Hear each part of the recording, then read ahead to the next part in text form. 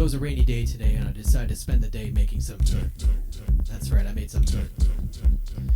Then I cranked it up in my room, and I spent another hour just dancing. Yeah, just totally dancing. And then I got a knock on the door. It was the neighbors. Yeah, it was the motherfucking neighbors. And they're like, "Can you knock it off because we have a Zoom call right now because we do something that you don't do called working." Working.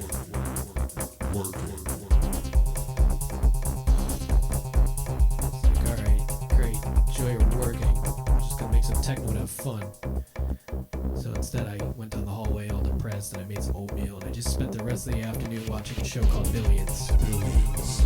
With